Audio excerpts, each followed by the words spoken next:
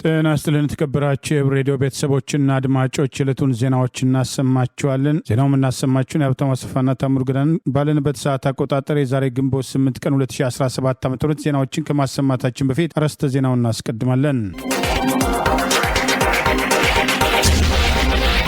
በተለያዩ ግንባሮች የፋኖ ትግል እየተጠናከረ መሄድ፣ የዳውንቱ ድርድርና እጅ ሰጪዎቹ፣ የጎንደሩ ተቃውሞ፣ የጤና ባለሙያዎች ንቅናቄ፣ መፈንቅለ መንግስቱና ዛሬ፣ የፖለቲካ እስረኛው ቁጣ፣ ስልጣን ልቀቁ ጥያቄው፣ በራሪ ታክሲ የሚሉና ሌሎችም ወቅታዊ ዜናዎች አሉን። ዝርዝሩን እነሆ።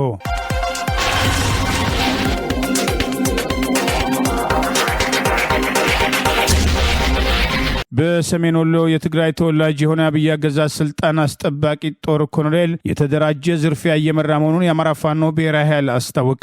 የአማራ ፋኖ ብሔራዊ ኃይል ፋኖን ተዋግቼ ሳይሆን በሴራ ከህዝብ እነጥለዋለሁ እያለ በሰሜን ወሎ የአብይ አገዛዝ ስልጣን አስጠባቂ ጦር ኮሎኔል የሆነው የትግራይ ተወላጅ ኮሎኔል ጸጋይ ወልዲያ ከተማ ላይ በተደራጀ መንገድ ዝርፊያ እየመራ መሆኑን ዛሬ ግንቦት 8 ቀን 2017 ከወሎ ግንባር የአማራ ፋኖ ብሔራዊ ኃይል ባወጣው በዚሁ መግለጫ ጠቅሷል።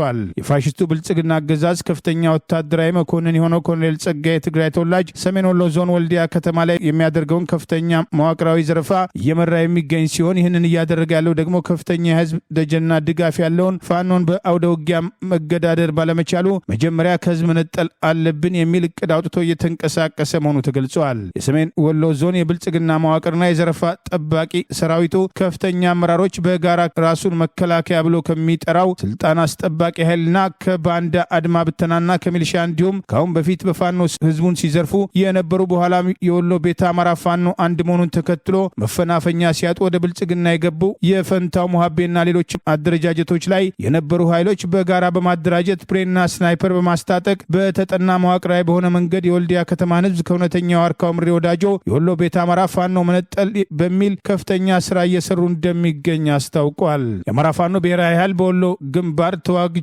ሳይሆን ወልዲያ ከተማ ቁጭ ብዬ መጀመሪያ ከህዝብ ነጥዬ ዋጋለው በሚል በርካታ የወልዲያ ከተማ ሰርቶ አደር ነጋዴዎችና የተለያዩ ፋኖን ከህዝብ ለመነጠል ይጠቅሙኛል ያላቸውን ግለሰቦች ኮሎኔሉ በሌሊት በማፈን ወደ ወልዲያ መቻሪ አካባቢ በመውሰድ እያስገደደ በሚሊዮን ገንዘብ በመቀበል በከፍተኛ ሁኔታ ህዝቡን እየዘረፉ ይገኛል ሲል በዚሁ መግለጫ ጠቅሷል። የወልዲያ ከተማና የአካባቢው ማህበረሰብ ይህንን ነባራዊ ሀቅ በመገንዘብ ፋኖ ችግሩን ከስር መሰረቱ በመንቀል መፍትሄ እስከሚያበጅለት ድረስ የድርጊቱ ባለቤት ፋሽስታዊ ጸረ አማራ አገዛዝ ብልጽግና መሆኑን በማወቅ የዚህ ድርጊት ሰለባ ላለመሆን የራሱን ጥንቃቄ እንዲወስድ መልእክታችን እናስተላልፋለን በማለት የአማራ ፋኖ ብሔራዊ ኃይል ዛሬ ግንቦት 8 ቀን 2017 ከወሎ ቀጠና ባወጣው በዚሁ መግለጫ ጥሪ አቅርበዋል። ይህ በእንዲህ እንዳለ አብይ አገዛዝ ስልጣን አስጠባቂ ጦር ዋነኛ እቅድ ፋኖን በመምሰል ጭምር በአካባቢ በወንጀል የታሰሩ ግለሰቦችን በማደራጀት ከዚህ ቀደም በሌሎች ቀጠናዎች ተመሳሳይ ዝርፊያ ሲያደርግ የነበረ ሲሆን በጎጃም ቀጠና ከዚህ ቀደም የአገዛዙ ስልጣን አስጠባቂ ወታደሮች ኬላ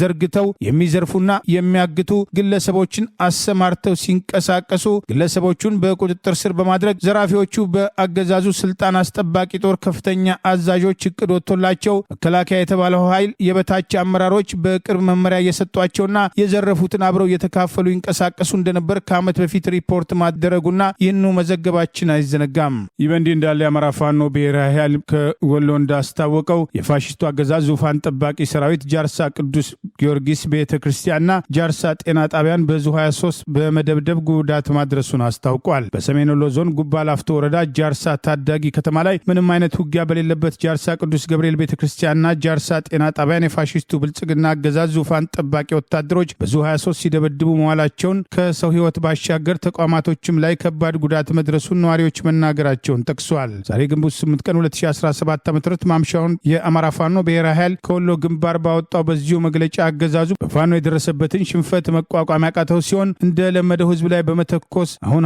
ሃይማኖታዊ ተቋማትን ጨምሮ ማውደሙን አጠናክሮ እንደቀጠለበትና የግፈኞች መጨረሻ ወደ ህዝብ መተኮስ በአጠቃላይ ሽንፈት መሆኑን በድርጊታቸው እያሳዩ መሆኑን ጠቅሷል። ከደሞዝ ጭማሪና የተለያዩ ጥቅማ ጥቅሞችም ጥያቄ ጋር በተነሳ ምላሽ ያጡትም የኢትዮጵያ የጤና ባለሙያዎች የስራ ማቆም አድማቸውን ቀጥለዋል። ጎንደር ዩኒቨርሲቲ ስፔሻላይዝድ ሆስፒታል ሙሉ በሙሉ ስራ ማቆሙም የተሰማ ሲሆን በዩኒቨርሲቲው ሌሊት ላይ በርካታ ሐኪሞች ማደሪያ ክፍላቸው ዶርሜታሪያቸው እየተሰበረ የተወሰዱ ሲሆን በአጠቃላይ በዚህ ሆስፒታል ብቻ የታሰሩት ቁጥር ወደ 21 እንደደረሰም ተመልክቷል። ይህንን ተከትሎ ዛሬ በሆስፒታሉ ድንገተኛ አገልግሎት ጨምሮ ሙሉ በሙሉ ስራ ማቆሙን የተሰራጨ መረጃዎች ያስረዱ ሲሆን እስካሁን ድረስ ባለው መረጃ የጤና ባለሙያዎችም ተቃውሞ 79 የጤና ባለሙያዎች መታሰራቸውን የኢትዮጵያ ጤና ባለሙያዎች ንቅናቄም አስታውቋል። የባለሙያዎቹን ስም ዝርዝር እና የት እንደታሰሩም ይፋ ማድረጉንም ተመልክቷል። እስካሁን ድረስም በከፊል ስራ አቁሞ የሚገኙት ሆስፒታሎች አዳማ ሆስፒታል ሜዲካል ኮሌጅ፣ አማኑኤል የአእምሮ ስፔሻላይዝድ ሆስፒታል፣ የቅዱስ ጴጥሮስ ስፔሻላይዝድ ሆስፒታል፣ የየካቲት 12 ስፔሻላይዝድ ሆስፒታል፣ የአበበች ጎበና የእናቶችና ህፃናት ማዕከል፣ የዘውዲቱ መታሰቢያ ስፔሻላይዝድ ሆስፒታል፣ የጥቁር አንበሳ ስፔሻላይዝድ ሆስፒታል፣ የቅዱስ ጳውሎስ ስፔሻላይዝድ ሆስፒታል፣ የንግስትም እለኒ ስፔሻላይዝድ ሆስፒታል፣ ዋቻሞ የደብረ ብርሃን ሐኪም ግዛው ስፔሻላይዝድ ሆስፒታልም ተጠቃሾችም ናቸው። በተያያዘ ዜና የጤና ሚኒስቴር በከፊል ስራ ማቆም አድማ ላይ የሚገኙ የጤና ባለሙያዎች በጤናው ዘርፍ የሚደረግ አድማ በህግ የተከለከለ ነው በማለት ወደ ስራ ለመመለስ ፈቃደኛ ባልሆኑት ላይ የህግ እርምጃም ወስዳለው ሲልም አስጠነቀቀ። የጤና ሚኒስቴር በትላንትናው ዕለት ባወጣው መግለጫ ለማህበረሰቡ ጥራት የጠበቀና ፍትሃዊ የጤና አገልግሎት ተደራሽ ለማድረግ የጤና ፖሊሲና ስትራቴጂ በመቅረጽ የህብረተሰቡን ባለቤትነት ባረጋገጠ መልኩም ስራዎችን በትኩረት እያከናወነ መሆኑን የገለጸው ሚኒስቴር መስሪያ ቤቱ መንግስት ቀደም ሲል ያጸደቀው የጤና አገልግሎት አስተዳደር ቁጥጥር አዋጅ 1362/2017 እንዲሁም ተያያዥ ደንቦችና መመሪያዎችን መሰረት በማድረግ የጤና ባለሙያዎችም ዘላቂ ተጠቃሚነት የሚያረጋግጡ በምርምር ላይ የተመሰረቱ ያላቸው መፍትሄዎችን ለማዘጋጀት በትጋት እየሰራ እንደሚገኝም ገልጿል።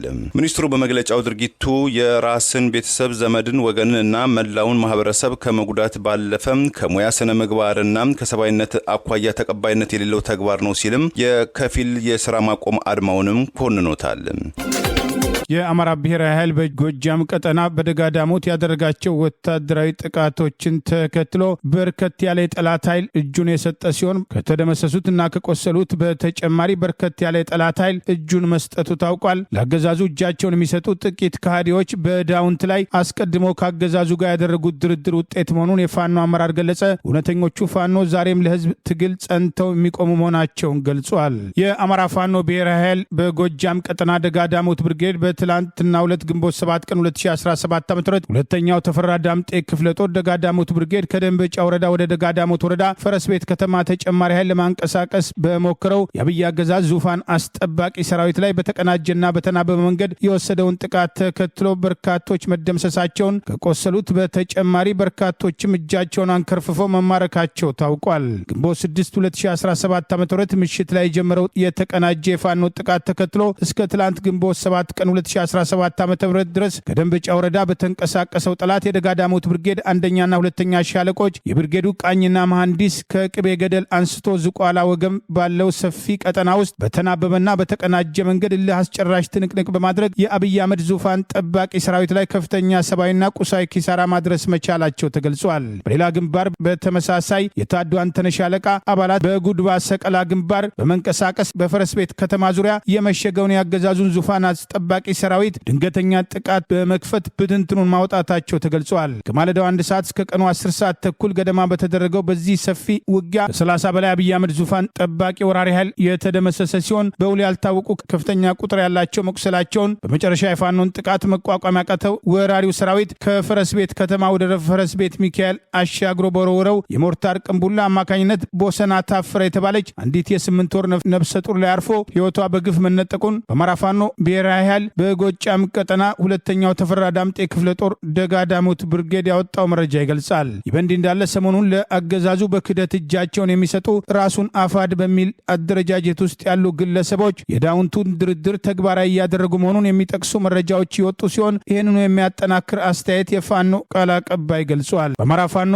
ብሔራዊ ኃይል በጎጃም ቀጠና ከፋኖ አመራሮች መካከል ቃል አቀባዩ ፋኖ ማርሸት ፀሐዩ የዳውንቱ ድርድር አንድ በአንድ እየተፈጸመ ነው በማለት ሰሞኑን ስልጣኑን ከድተው ላገዛዙ እጃቸውን የሚሰጡትን ግለሰቦች ጉዳይ አስታኮ አስተያየቱን አስፍሯል። በቀጣይ ወራት ከአድማ ብተና አዛዥ ሰላምና ደህንነት እስከ ሰሜን ሸዋ ሚሊሻ ኃላፊነት ድረስ ስልጣን እንደ ጉድ ሊታደሉ ዝግጅቱ ተጠናቋል በማለት አድራ የአዲስ አበባ ከንቲባ ሳትሆኑ እንዳትሞቱ መላው የትግሉ ደጋፊዎች ብርጌድና ሻለቃ በዶላር ገዝተው በጅምላ ሊሾሙ የነበሩ ግለሰቦች እንዳሰቡት ሳይሆን በተናጠል በሚያደርጉት ነገር ቅንጣት ያህል ትካዜ እንዳይገባችሁ ትግሉ ከነ የጸና ዓላማውና ከነ ሙሉ ክብሩ ቦታው ላይ አለ በማለት በአማራ ፋኖ ብሔራዊ ኃይል የጎጃም ቀጠና ስም ለጠላት እጅ ለመስጠት የተዘጋጀ ኃይል እንደሌለ ጭምር ገልጿል። ይህ ኃይል የድርጅታችን አካል አይደለም፣ ቀጠናችን ውስጥ የለም በማለት ከ9 ወራት በፊት በዝርፊያ ተገምግሞ ለስር ሲፈለግ ሮጦ ደቡብ ጎንደር በመደበቅ ከአፋድ አደረጃጀት ውስጥ የነበረው ግለሰብ ዛሬ እጁን መስጠቱን ተከትሎ በሰጠው አስተያየት አስታውቋል። ይኸው አማኑኤል ሞላ የተባለው ከሃዲ እንደ ጸዳሉ ደሴ ሁሉ ዛሬ ላገዛዙ ወታደሮች እጁን አንከርፍፎ የገባ ከሃዲ ሲሆን ከ9 ወራት በፊት በአማራ ፋኖ በጎጃም አንደኛ ክፍለ ጦር ባህር ዳር ብርጌድ ውስጥ በደጉ በላይ ሻለቃ በህዝብ ግንኙነት ውስጥ ሲሰራ የነበረ ሲሆን በርካታ አጀንዳዎችን በአባሉ ውስጥ መርዝ በመርጨት ወደ በላይ ዘለቀ ሻለቃ የተወሰኑ ወራት በመቆየት በብርጌዱ በፈጸማቸው ወንጀሎች በሻለቆች ስም በርካታ ገንዘቦች መሰብሰቡ ተረጋግጦበት በኦዲት ምርመራ ተጠይቆ 2 ሚሊዮን ብርና 1 እግር ማይካ ክላሽ፣ 1 ጥቁር ባለሃዲድ ክላሽ፣ 1 አልትራ ስልክ በመያዝ የእስር ትዕዛዝ ከወጣበት በኋላ አምልጦ በጎንደር ጠቅላይ ግዛት እዝ የራስ ጉና ክፍለ ጦር በሚል በአፋድ ስር ሲንቀሳቀስ እንደነበር ታውቋል። ሰሞኑን ከሃዲዎቹ ለአገዛዙ እጃቸውን መስጠታቸው በትግሉ ሲፈጥሩት የነበረውን እንቅፋትና የትግሉ አረሞች እየተነቀሉ ትግሉ እየጠራ መምጣቱን ያሳያል የሚሉ አስተያየቶች ተከትለው መቅረብ ጀምረዋል። በትግራይ ክልል መቀሌ ከተማ ውስጥ የዛሬ 2 ዓመት በግፍ የተገደለችው የ32 ዓመቷም ዘውዷም ሀፍቱም ጉዳይ የተጠረጠሩ 2 ግለሰቦች ፍርድ ቤት ጥፋተኛ አላቸው። የችሎቱ ሂደትም በተጠርጣሪዎቹ ቤተሰቦችም በተባሉ ወገኖች መቋረጡ ተሰማ።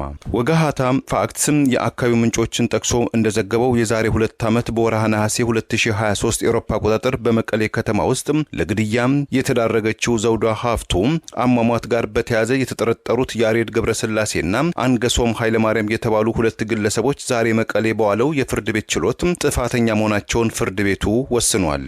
ከሳሽ አቃቢ ሕግ በገዳዮቹ ላይ ምን አይነትም ቅጣት ሊወሰን እንደሚፈልግ ለችሎት በንባብ የተደገፈም ጥያቄ በማቅረብ ላይ እያለ የተከሳሾች ወገኖችም የተባሉ ግለሰቦች የችሎቱን ሂደትም ያወኩት ሲሆን ፍርድ ቤቱም ስራው ለጊዜው በማቋረጥ ለብይን የዛሬ 10 ቀን ግንቦት ወይም በፈረንጆቹ ሜይ 26 2025 የተለዋጭ ቀጠሮ መያዙም ተሰምቷል። ባለፈው ነሐሴ 19 2023 በርካታ ሰዎች በሚጓዙበትና በሚዘዋወሩበት የመቀሌ መንገድ ላይ ከጓደኛዋ ጋር ስትጓዝ ለማመን እጅግ በሚከብድ ሁኔታ በጭካኔ የተገደለችው ዘውዷ አሟሟት በርካታ የትግራይ ክልል የማህበረሰብ ክፍልን ከማስደንገጡም በተጨማሪ የውግዘትና ተቃውሞ መልእክቶችንም አስተናግዷል። የትግራይ የሴቶች ማህበር በወቅቱ ባወጣው የተቃውሞ መግለጫ የደም አፋሳሹ የሰሜን ኢትዮጵያን ጦርነትን ያስቆመው የፕሪቶሪያው የሰላም ስምምነት ምንም እንኳን በ2022 ቢፈረምም አንጻራዊ ሰላም በትግራይ ክልል ይመጣል ተብሎ ቢጠበቅም ሴቶች እህቶች ላይ የሚደርሰው ጥቃትም ዛሬም ቀጥሏል ብሏል። በወቅቱ ከአንድ መኪና ውስጥ በመውጣት ዘውዷን አፍነው ከመኪና ውስጥ ያስገቧት ማንነታቸው ያልተገለጸው ተጠርጣሪዎች መንገድ ላይ ጥለዋት ጭንቅላቷ ላይ ከፍተኛ ጉዳት መድረሱ በአይደር ሆስፒታል ሕይወቷን ለመታደግ ጥረት ቢደረግም አለመሳካቱ የተገለጸ ሲሆን ከህዝብና ከጸጥታ ኃይሎች እይታ ለመሰወር የሞከሩትም ተጠርጣሪዎቹ ግን ዛሬ ጥፋተኛ ለመባል መድረሳቸውም ከመቀሌ የወጣው ዘገባም ገልጿል። የጤና ባለሙያዎችን ጥያቄ ተከትሎ አገዛዙ መሸበሩ ቀጥሏል። ውስጡን ፍረጃውና ስም ማጥፋቱ ተጠናክሮ የቀጠለ ሲሆን ተጨማሪ አፈና ለማድረግ ዝግጅት እያደረገ ሲሆን የጤና ባለሙያዎች ጸንተው ከቆሙ እንደሚያሸንፉ ምልክቶች መታየታቸው ጀምረዋል። አንዳንድ ባለስልጣናት ሁኔታው ከመስፋቱ በፊት በሚስጥር ደሞዝ እንደሚጨመርላቸው ቃል መግባት አለብን የሚሉ አስተያየቶች እየሰጡ ሲሆን ብዙም ተቀባይነት እንደሌላቸውና አብይ አህመድ የዛሬ 7 ዓመት ከጤና ባለሙያዎች ጋር ያደረገውን ውይይት ተከትሎ የያዘው አቋም በማጠናከር ደሞዝ ከከፈል ልማቱ ይቋረጣል፣ ልማታችንን አጠናክረን መቀጠል አለብን በማለት መመሪያ መስጠቱን የሚጠቅሱ መረጃዎች ወጥተዋል። ስርዓቱ አሸባሪ መሆኑን የጤና ባለሙያዎች ተናግረዋል። አብይ አህመድ ስልጣን ላይ ሲወጣ አሸባሪ ነን ያለውን በተግባር መድገሙን የጤና ባለሙያዎችን እስር ተከትሎ ተቃውሟቸውን እያሰሙ ነው።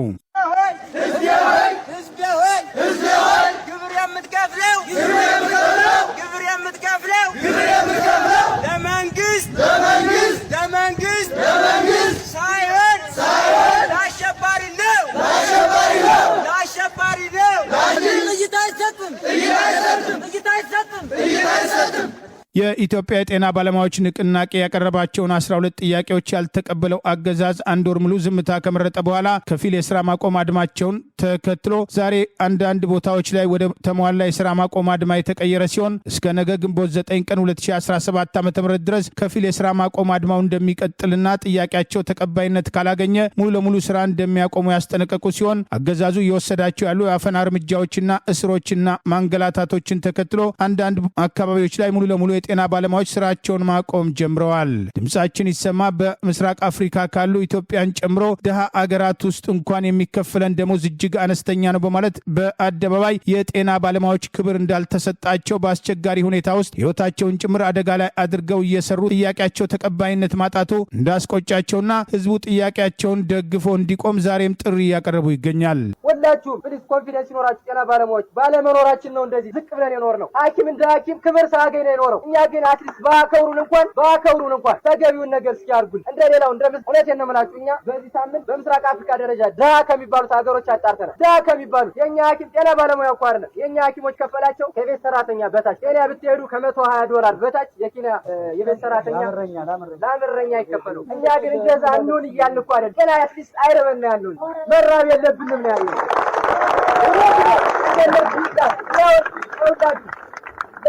ለማወዳደር አይደለም ከሌሎች ባለሙያዎች ጋር። ዳኞችም እኛን ይደግፉናል። ለምን ነው እንደዚህ የሚከፈላቸው እያሉ ጠበቃዎች፣ የቴሌ ባለሙያዎች፣ ሌሎችም የባንክ ሰራተኞች እና ምንድነው የሚጠይቁን እኛን መልስ አገሪቱ ብር የላትም። ታዲያ ለሌሎች የተገንቶ ነው የሚከፈላቸው።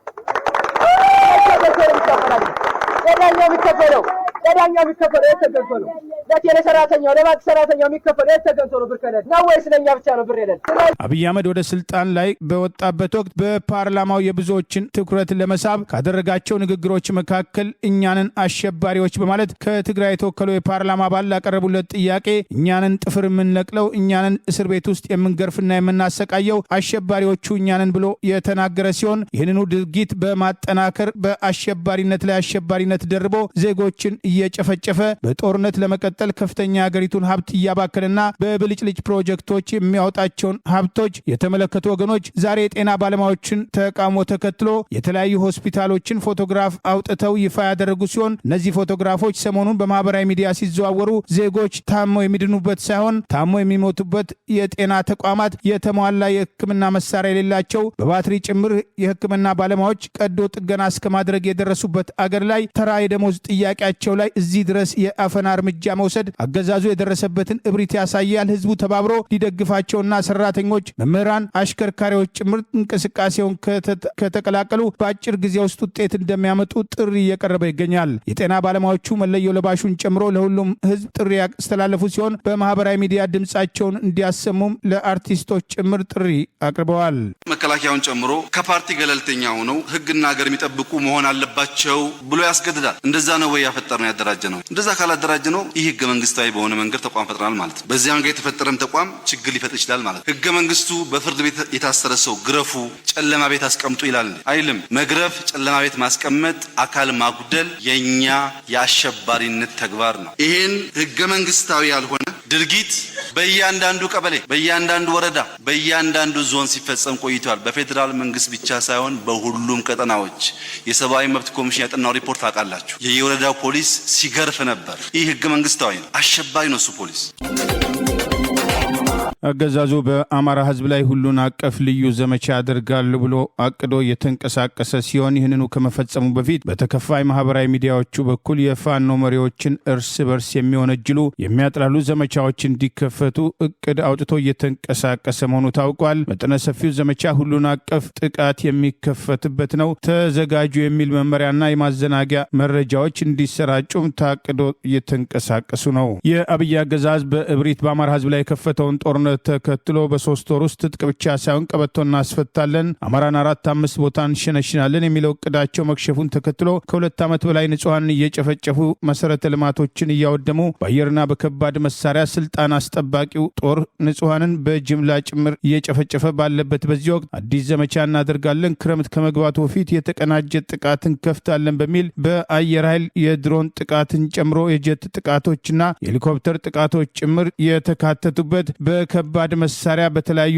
ቤሞችና መድፎች ጭምር መጠነ ሰፊ ጉዳት ለማድረስና ጥቃት ለመፈጸም እግረኛው ሰራዊትን ጨምሮ ልዩ ኮማንዶዎች የተባሉ አዲስ ሰልጣኞች የተካተቱበት በሁሉም አቅጣጫ መጠነ ሰፊ ጥቃት እንከፍታለን በሚል ዝግጅት እያደረጉ ሲሆን ከዚህ ቀደም ተመሳሳይ እቅዶች በማቀድ በአማራ ህዝብ ላይ የከፈቱትን ጦርነት ለማሸነፍ ያደረጉት ሙከራ የከሸፈ ቢሆንም በፋኖ በህዝቡና በፋኖ መሪዎች በኩል ከፍተኛ ጥንቃቄ እንዲደረግ የውስጥ አርበኞች መረጃ እያወጡ ይገኛል።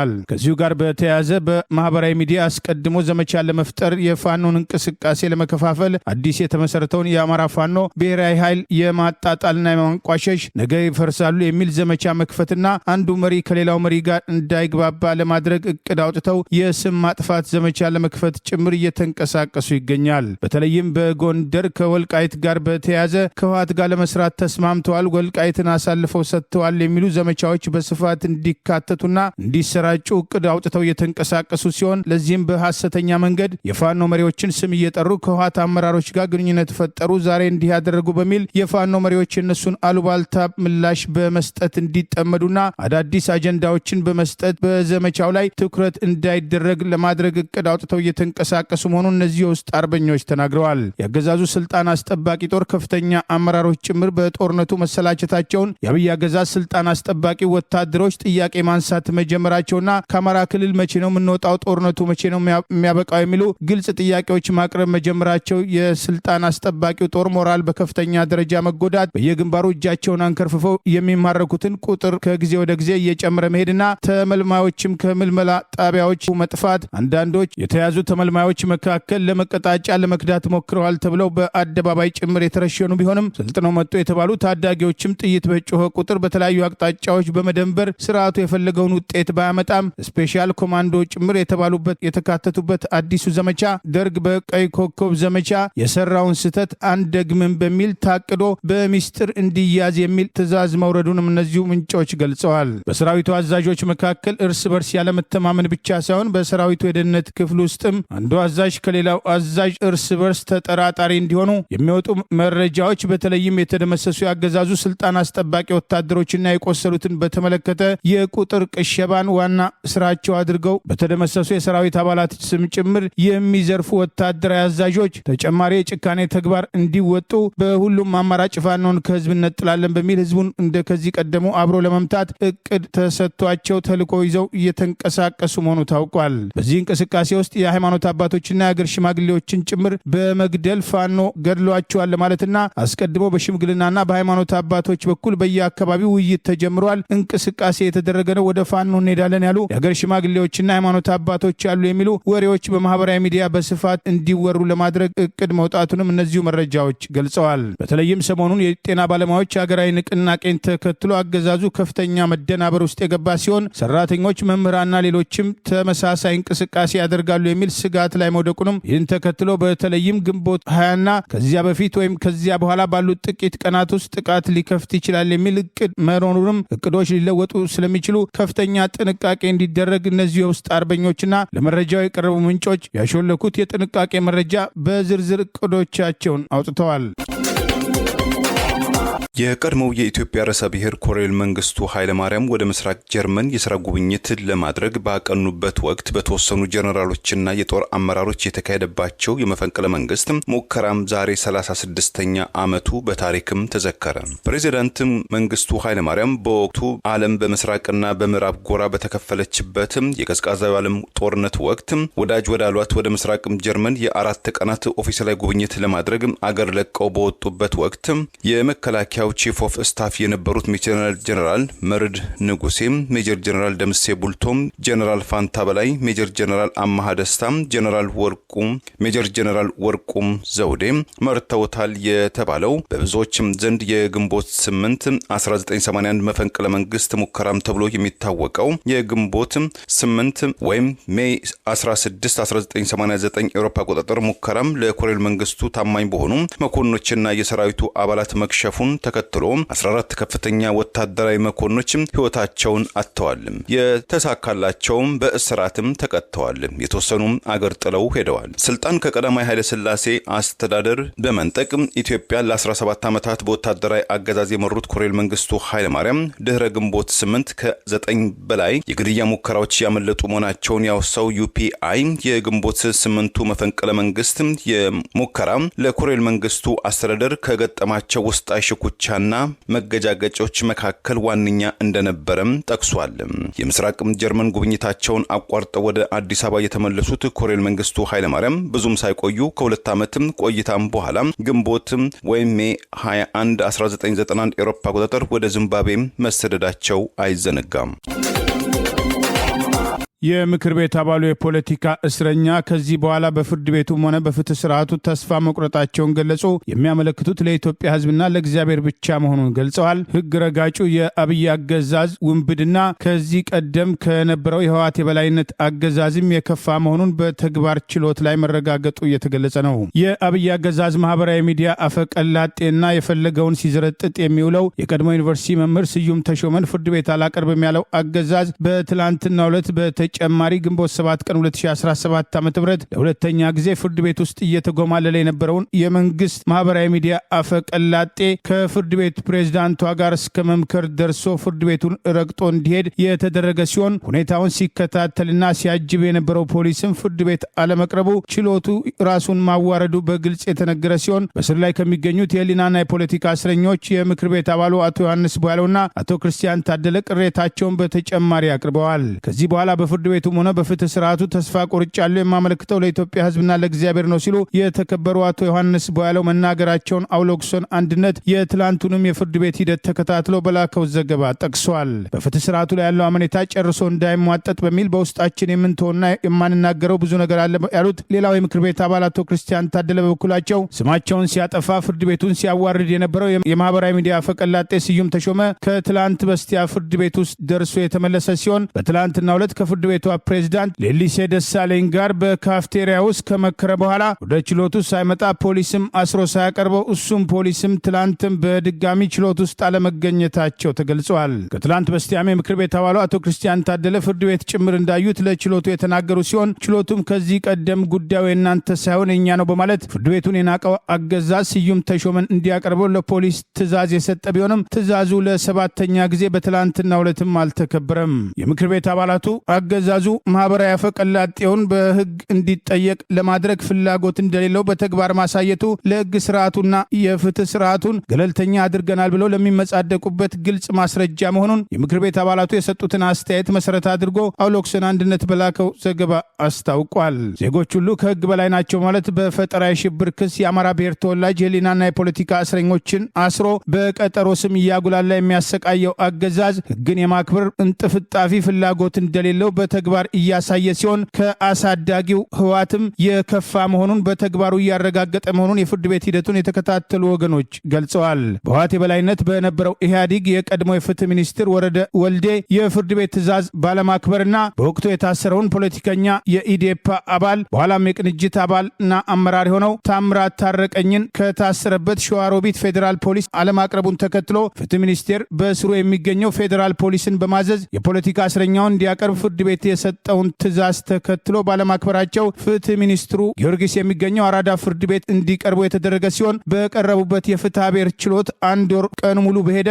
የፍርድ ሂደት እስራት የተበየነባቸው ቢሆንም የከፍተኛው ፍርድ ቤት ፕሬዝዳንት በህግ የተሰጠውን ቀዳዳና ስልጣን ተጠቅሞ እስሩን ወደ ገደብ በመቀየር ከስራ ሰዓት ውጪ ውሳኔ የሰጠ ቢሆንም ሚኒስትሩን ኢህአዴግ እንኳን ፍርድ ቤት ከማቅረብ ወደኋላ እንዳላልና አብይ አህመድ ህወሓት ይመራው ከነበረው ኢህአዴግም የከፋ ስርዓት በኢትዮጵያ ህዝብ ላይ ከመጫን አልፎ እሱና ጓደኞቹ ብቻ ሳይሆን ለሱ አፈቀላጤዎች ጭምር ከህግ በላይ ጥብቅና በመቆም ህግ አስከብራለሁ የሚለው ተቀባይነት እንደሌለው ችሎቱን የሚከታተሉ ወገኖች መግለጽ ጀምረዋል።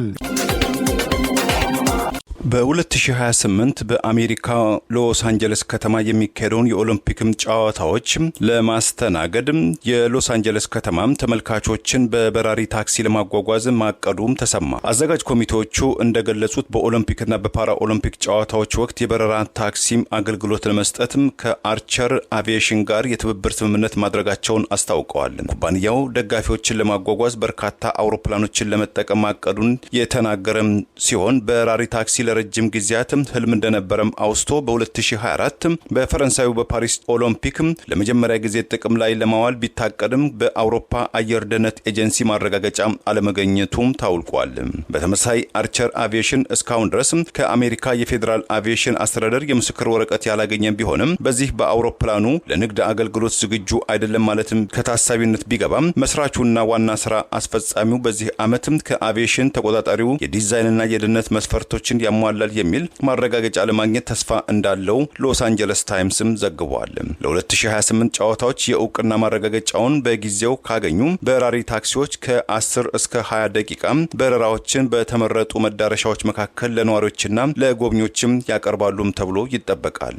ደንበኞች በመተግበሪያ በኩል የበረራም ታክሲውን አገልግሎት መጠየቅ እንደሚችሉ የተገለጸ ሲሆን አውሮፕላኑ እስከ 4 ሰዎች ማጓጓዝ የሚችል እና በሚነሳበትና በሚያርፍበትም ጊዜም ከሄሊኮፕተር ጋር ተመሳሳይ የሆነ ቴክኖሎጂ እንደሚጠቀምም ተገልጿል። ቦይንግና በዩናይትድ አየር መንገድ የሚደገፈው አርቸር ለአጭር ርቀት የበረራ አማራጭ በማቅረብ በተጨናነቁ ከተሞች የትራንስፖርት አማራጭን ለመቀየር ከሚንቀሳቀሱ በርካታ ተቋማት መካከል አንዱ መሆኑም ተመልክቷል።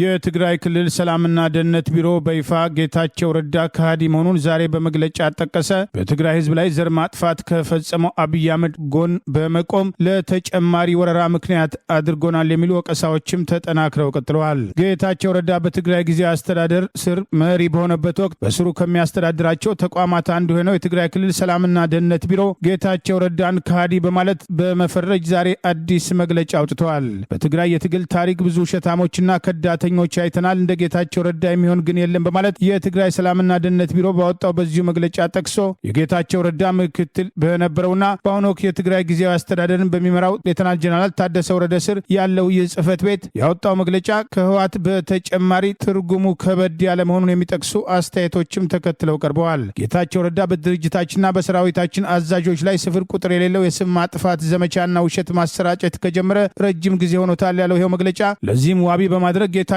ረዳ የግድያ ሙከራ እንደተደረገበት መግለጹን አስታውሷል። ለስራ ወደ አዲስ አበባ ስንሄድ ጠባቂዎች ኬላ ላይ ያስቆሙኝ፣ ከዚያም መስታወቱን አውርጄ ጌታቸው መሆኔን ስነግራቸው በሰላም አለፍኩ ካለ በኋላ እንደገና ሀሳቡን ቀይሮ ሊገድሉኝ እንደነበር ሰምቻለሁ፣ ከኋላ እየተከተሉኝ ነበር ሲል የተለያየ ሀሳብ መናገሩንም በዚሁ መግለጫ በመጥቀስ ከሃዲነቱን ለማጠናከር ማብራሪያ ሰጥቷል። እኛ በታሪካችን በትግራይ ትግል ውስጥ የተሳተፍን ይቅርና ፊት ለፊት ሲወጉን የነበሩ የጠላት ወታደሮች እንኳን አንገድልም በማለት ራሱን ጻድቅ ያደረገው መግለጫ ምርኮኞችን ምግብና ውሃ በመስጠት የሚያስተምሩና የሚመክሩ መሆናቸውን መላው የኢትዮጵያ ሕዝብ ያውቃል በማለት መግለጫው ጠቅሷል። ጌታቸው ረዳ አሰላለፍ ቀይሮ ወደ ብልጽግና እስከሚሄድበት ጊዜ ድረስ ሁሉም የትግራይ ጸጥታ ኃይሎች እንደ ጓዳቸውና መሪያቸው እንጂ እንደ ጠላት አይተውት አያውቁም፣ ስለዚህ ሞቱን ሊመኙለት አይችሉም በማለት ጌታቸው ረዳ ከመቀሌ አዲስ አበባ የመጣበትን ምክንያት ተከትሎ በወቅቱ ሰጥቶት በነበረው መግለጫ ላይ ያነሳውን ክስ መግለጫው አጣጥሏል። አሁንም ቢሆን ጌታቸው የፖለቲካ ልዩነት ይዞ ቢመለስ ማንም ሊነካው እንደማይችል ለማረጋገጥ እንወዳለን በማለት ዋስትና የሰጠው ይኸው መግለጫ ጌታቸው ዋና ዓላማው በሰራዊቱና በህዝቡ መካከል ልዩነት ለመፍጠር ያለመ ዘመቻ ማድረጉን ሰሞኑን በአገዛዙ መገናኛ ብዙሃን የሰጣቸውን መግለጫዎች ዋቢ በማድረግ ጠቅሷል። ጌታቸው ረዳ የህወሓት ከፍተኛ አመራር የዘራፊ ቡድን መሆኑን በተለይም ጥቂት ግለሰቦች የሚዘውሩት ነው በማለት እነ ጀነራል ምግበን ጭምር በስም እየጠራ የሰጠውን ቃለ መጠይቅ ተከትሎ ላነሳቸው ጉዳዮች ስለ ወርቅ ገንዘብና ሌሎች ብልሹ ድርጊቶች የጠቀሱት በሙሉ በድርጅቱ ውስጥ ተገምግመው እንደማያውቁ የጠቀሰው ይኸው መግለጫ ጌታቸው ረዳ የተናገረው ውሸትና በአመራሩ ላይ ሆን ተብሎ የተለጠፈ የስም ማጥፋት ዘመቻ ነው ሲል ገልጿል። በአንድ ወቅት ታጋይ የነበረው ጌታቸው አሁን አሰላለፉን በመቀየሩ በሚነዛው ፕሮፓጋንዳ የሚታለል የለም በማለት በከሃዲነት ያወገዘው ይኸው መግለጫ በትግራይ ትግል ታሪክ ብዙ ውሸታሞችና ከዳተኞች አይተናል፣ እንደ ጌታቸው ረዳ የሚሆን ግን የለም፣ የትግራይ ህዝብ የጌታቸው ንግግር ከስም ማጥፋት ባለፈ እንዳይመለከተው ሲል ጥሪ አቅርበዋል። ጌታቸው ረዳ ቀደም ሲል አዲስ አበባ ከመጣና መግለጫ ከሰጠ በኋላ ትግራይ ሊበራል ዴሞክራሲ ፓርቲ የሚል አዲስ ፓርቲ ለማቋቋም ማሰቡና አንዳንድ ጓዶቹ አብረው እንዳሉ መገለጹ አይዘነጋም። ህወሓት ሰሞኑን በምርጫ ቦርድ ህገወጥ ተብሎ መታገዱን ተከትሎ ተጨማሪ ጦርነት ይነሳል የሚል ስጋት በትግራይ ውስጥ ሰፊ መነጋገሪያ መሆኑን ይህኑ ተከትሎ አንዳንዶች ተቃውሟቸውን ያሰሙ ሲሆን የምግብ ሸቀጦችና ሌሎች አስፈላጊ ሸቀጦች ዋጋ በከፍተኛ ደረጃ ይህኑ ስጋት ተከትሎ መጨመሩን የሚጠቅሱ መረጃዎች መውጣት ጀምረዋል። የሶማሌው ፕሬዝዳንት ሐሰን ሼክ መሐመድ ህገ መንግስታዊ ግዴታቸውን አልተወጡም ያሉ የህዝብ እንደራሴዎች ፕሬዝዳንቱ ስልጣናቸውን በአስቸኳይ እንዲለቁ ሲሉ ጥያቄ አቀረቡ።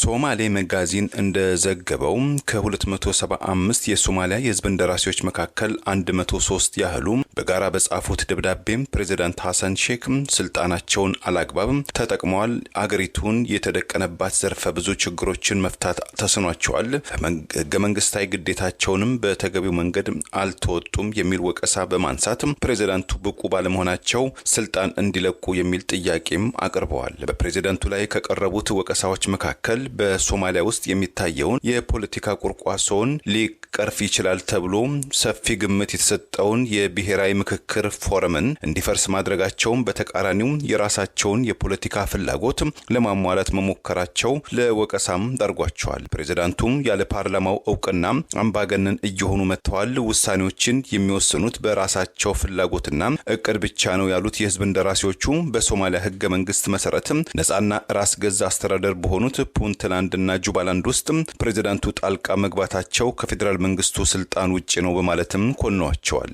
የፓርላማው አባላቱ ቅሬታና ስልጣን ለቀቁ ጥያቄዎችም ቀደም ብሎ የቀድሞው የሶማሊያ ፕሬዝዳንት ሸሪፍ አህመድ አብዱላሂ ፎርማጆም ጨምሮ በርካታ የቀድሞ ጠቅላይ ሚኒስትሮችም ፕሬዝዳንት ሐሰን ሼክ የሶማሊያ ፌዴራላዊ አስተዳደርን በማፈራረስ የፓርቲ ፍላጎትን ማስፈጸሚያ እያደረጉ ነው የሚል ወቀሳም ማቅረባቸውም ተመልክቷል። የፕሬዝዳንት ሐሰን ሼክም ሆነ ቪላ ሶማሊያ የተባለው ቤተ መንግስታቸው በቀረበባቸው ክስና ስልጣን ይልቀቁ ጥያቄ ዙሪያ እስከ አሁን ድረስ የሰጡት ምላሽም የለም። በዚህ እንዳለ የሶማሊያ ወጣቶች ቀንን በተመለከተ ንግግር ያደረጉት ፕሬዝዳንት ሐሰን ሼክ በሶማሊያ ውስጥ ይተገበር የተባለውን አንድ ሰው አንድ ድምጽ የምርጫ ሂደትን እንዳይካሄድ ተቃዋሚዎች የፓርላማ አባላትና የአንዳንድ ወገኖች እንቅፋትም ሆነዋል። የሶማሊያ ውስጥ እየተንገዳገደ የሚገኘው የሶማሊያ ፖለቲካ ምህዳርም ወደ አልተፈለገና አስጊ ሁኔታም ሊገባ ይችላል በማለት ፕሬዝዳንት ሐሰን ሼክም አስጠንቅቀዋል። ፖለቲከኞች የሶማሊያ ህዝብን እጣ ፈንታ የመዘወር ስልጣናቸው ጊዜ ተጠናቋል ያሉት ፕሬዝዳንት ሐሰን ሼክ የሶማሊያ ህዝብ በአሁን ወቅት የስልጣን ባለቤት ነው ሲሉም ተደምጠዋል። የሩሲያና ዩክሬን ባለስልጣናት ከ3 ዓመት በላይ በዘለቀው ጦርነታቸው ውስጥ ለመጀመሪያ ጊዜ ፊት ለፊት በቱርክ ተገናኝተዋል። 2 ሰዓት የፈጀውን ድርድር ተከትሎ ትራምፕ ዛሬ ለፑቲን እንደሚደውሉ ተገልጿል። የሩሲያና ዩክሬን ጦርነት ከተጀመረ ወዲህ የሁለቱ ሀገራት ባለስልጣናት በ3 ዓመት ውስጥ ለመጀመሪያ ጊዜ ዛሬ ፊት ለፊት የተገናኙ ሲሆን ባለስልጣኑ ውይይቱን ለማድረግ በቱርክ ኢስታንቡል ሲገናኙ ሳይጨባበጡ ወደ ታቀደው ንግግር መግባታቸው ተገልጿል። በጦርነቱ ላይ የሚገኙ ሀገራት የሚያደርጉት ውይይት ጉልህ የሆነ ውጤት ያመጣል ተብሎ ባይጠበቅም ትልቅ እርምጃ መሆኑን ተንታኞች የገለጹ ቢሆንም በሁለቱ ሀገራት መካከል ውይይት እያስተባበሩ ያሉት የቱርክ ውጭ ጉዳይ ሚኒስትር ሃካን ፊድን ሌሎችም ባለስልጣናት ሲሆኑ የአሜሪካ ፕሬዝዳንት ዶናልድ ትራምፕ ከሩሲያ ፕሬዝዳንት ቭላዲሚር ፑቲን ጋር በተቻላቸው ፍጥነት መገናኘት እንደሚፈልጉ የገለጹ ሲሆን ዛሬ ከውይይቱም በኋላ ትራምፕ ለሩሲያው ፕሬዝዳንት ቭላዲሚር ፑቲን እንደሚደውሉ የሚገልጹ ዘገባዎች ወጥተዋል። የቱርክ ውጭ ጉዳይ ሚኒስትር ሃካን ፊደን የተኩስ አቁም ስምምነት ላይ በአፋጣኝ መድረስ የሚኖረው ጠቀሜታ በመክፈቻ ንግግራቸው የገለጹ ሲሆን ዩክሬን በቅድሚያ የምትሰጠው የውይይቱ ግብ ቅድመ ሁኔታ ያልተቀመጠለት የተኩስ አቁም መሆኑን አስታውቃለች። ሩሲያ በበኩሏ ግቧ ዘላቂ ሰላም ማምጣትና ችግሩን ከስሩ መንቀል መሆኑን ይፋ አድርጋለች። ዛሬ ጠዋት የዩክሬን ልዑካን ከአሜሪካና ቱርክ ተወካዮች ጋር በኢስታንቡል የተወያዩ ሲሆን የቱርክ ውጭ ጉዳይ ሚኒስትር ሃካን ፊዳን የመክፈቻ ንግግር ማድረጋቸው ተከትሎ 2 ሰዓታት የተደረገው ውይይት ዝግ እንደነበር ተገልጿል። ከድርድሩ መጠናቀቅ በኋላ የሩሲያ ዋና ተደራዳሪ ቭላዲሚር ሜዴንስኪ መግለጫ የሰጡ ሲሆን የሩሲያ ልዑካን በድርድሩ ውጤት አጥጋቢ እንደነበር 1000 የጦር እስረኞችን ለመለዋወጥ እንደተስማሙ እንዲሁም ሞስኮ ንግግሩን ለመቀጠል ዝግጁ መሆኗን ዋና ተደራዳሪው አጽንኦት ሰጥተው ተናግረዋል። ከድርድሩ በኋላ የዩክሬኑ ፕሬዝዳንት ዘለንስኪ፣ የፈረንሳዩ ፕሬዝዳንት ማክሮን እንዲሁም ሌሎች ባለስልጣናትና ከትራምፕ ጋር መነጋገራቸውን የሚጠቅሱ ዘገባዎች ወጥተዋል። ፕሬዝዳንት ትራምፕ ዛሬ ምሽት የዩክሬን የሰላም ጉዳይ ለመወያየት ለፑቲን ሊደውሉ እንደሚችሉ የሚጠቅሱ ዘገባዎች የወጡ ሲሆን የክሬምሊን ቃል አቀባይ ዲሚትሪ ፔስኮቭ በበኩላቸው እንደገለጹት በፑቲንና ትራምፕ መካከል የሚደረጉ ግንኙነቶች ሰላምን ለማምጣት እጅግ አስፈላጊ ናቸው ማለታቸው ተዘግበዋል። የሩሲያና የዩክሬን ልዑካን ሌላ ዙር ስብሰባ ለማድረግ መሰረታዊ ስምምነት ላይ መድረሳቸውን የቱርክ ውጭ ጉዳይ ሚኒስትር በዚሁ መግለጫቸው ላይ አጽንኦት ሰጥተው ገልጸዋል። ሩሲያ ከድርድሩ በፊት ዋና ግቧ ዘላቂ ሰላም ማምጣትና ችግሩን ከስሩ መንቀል ሲሆን ተንታኞች እንደሚሉት ሩሲያ ያላትን የተኩስ አቁም ፍላጎት ሳይሆን የጦርነቱ መነሻ የሆነው ምክንያት መቅረፍ ይሆናል።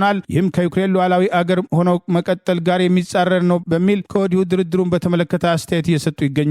የሰሜን አትላንቲክ ጦር ቃል ኪዳን ማህበር ኔቶ መቀላቀልም ዩክሬን እንደማትችል፣ እነዚህ ቅድመ ሁኔታዎች የዩክሬኑ ፕሬዝዳንት ቭላዲሚር ዜሌንስኪ ሊቀበሉ የማይችሏቸው መሆናቸውን የሚጠቅሱ አስተያየቶች በስፋት መንሸራሸር ጀምረዋል። በሌላ በኩል የአሜሪካ ውጭ ጉዳይ ሚኒስትር ማርኮ ሩቢዮ በቱርክ በሚካሄደው የዩክሬንና ሩሲያ የሰላም ድርድር ብዙ ተስፋ እንደሌላቸው የገለጹ ሲሆን ለውጥ እንደሚመጣ ፕሬዝዳንት ዶናልድ ትራምፕና ቭላዲሚር ፑቲን መገናኘታቸው አስፈላጊ መሆኑንም ውጭ ጉዳይ ሚኒስትሩ ጠቁመዋል። የአሜሪካ ውጭ ጉዳይ ሚኒስትር ማርኮ ሩቢዮ ከእንግሊዝ ከፈረንሳይና ከጀርመን ከፍተኛ አመራሮች ጋር በኢስታንቡል ተገናኝተው መወያየታቸውም ተጠቅሷል። ፕሬዝዳንት ትራምፕ በውይይቱ አለመኖራቸው የሚጠበቀውን ያህል ድርድሩ ፍሬያማ እንደማይሆን አስቀድሞ ሲገለጽ የቆየ ሲሆን እሳቸውም የሩሲያ ፕሬዝዳንት ቭላዲሚር ፑቲን ወደ ቱርክ አለመሄዳቸውን ተከትሎ ፕሬዝዳንት ትራምፕ ወደዚያ ለመጓዝ አለመቻላቸውን እኔ ከሌለው እሱ ምን ያደርጋል በማለት የሁለቱ መሪዎች አለመገናኘት በሳቸው አለመመቸት መሆኑን ትላንት መግለጻቸው አይዘነጋም። ለዛሬ ያሉን ዜናዎች እነዚህ ናቸው። ዜናውን ስታደምጡ ለቆያቸው የህብር ሬዲዮ ቤተሰቦችና አድማጮች ምስጋናችን እንዲደርሳችሁ የህብር ሬዲዮ ኦፊሻል ዩቲዩብ ቻናላችንን ሰብስክራይብ ያላደረጋችሁ